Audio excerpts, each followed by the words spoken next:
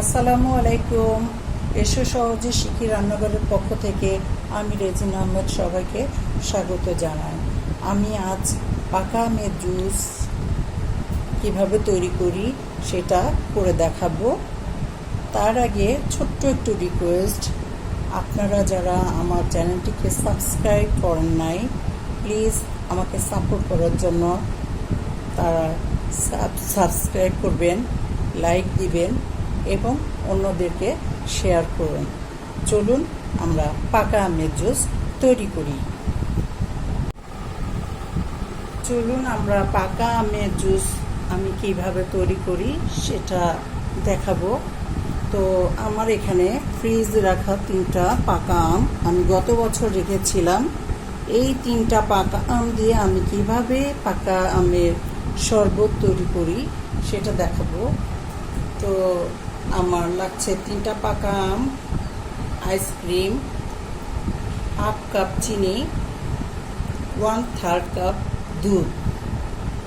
তো আমি এই 3টা পাকা আমকে আগে ছিলে ধুয়ে পরিষ্কার করে কেটে নিয়ে আসছি। ফ্রিজে রাখা আম দিয়ে সারা বছরই আমের শরবত বানানো যায়। তো আমি 3টা আমকে কেটে এভাবে রাখছি। 3টা আমকে প্রথমে আমি আধা ঘন্টা বের করে রাখছিলাম, তারপরে পরিষ্কার করে ধুয়ে আমি এভাবে রাখছি। এখন আমি আমটাকে ব্লেন্ডারে জুস করার জন্য দিব।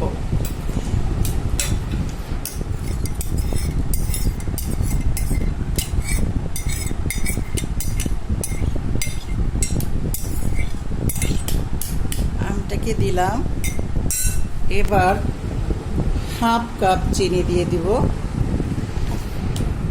চিনি অবশ্য যার যার স্বাদের উপর নির্ভর করে, কেউ বেশি চিনি খেতে পারে, কেউ একটু কম খেতে পারে। আমের টকের উপর নির্ভর করে, মিষ্টির উপর নির্ভর করে চিনি দিবেন। আর 1/3 কাপ দুধ আমি দিয়ে দিলাম। আইসক্রিম দিয়ে দিব সবটুকু। 1 গ্লাস ঠান্ডা পানি আমি দিলাম। এরপর এটাকে ব্লেন্ড করব।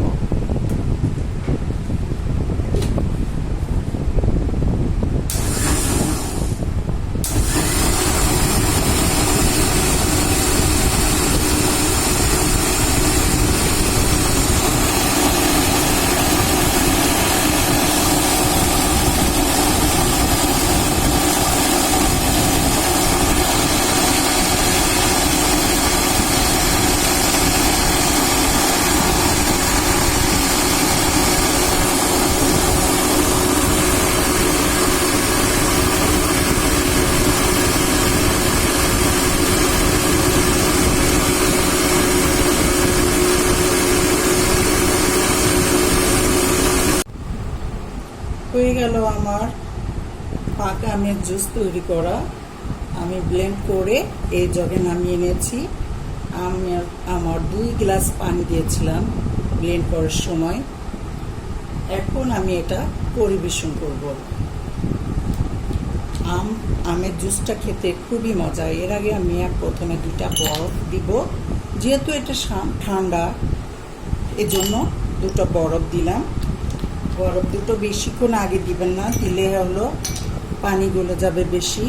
এজন্য যখনই পরিবেশন করা হবে তখন বরফটা দিয়ে পরিবেশন করলে খেতে খুব মজা লাগবে।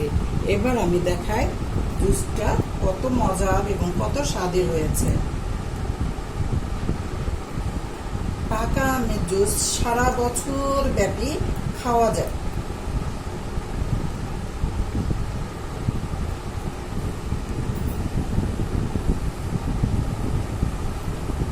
দেখুন কত মজার এবং কত স্বাদের হয়েছে আমার এই আমের জুস। আপনাদের যদি ভালো লাগে একবার তৈরি করে খাবেন, দেখবেন খুব মজার। সবাইকে ধন্যবাদ জানিয়ে এখনই শেষ করছি। খোদা হাফেজ।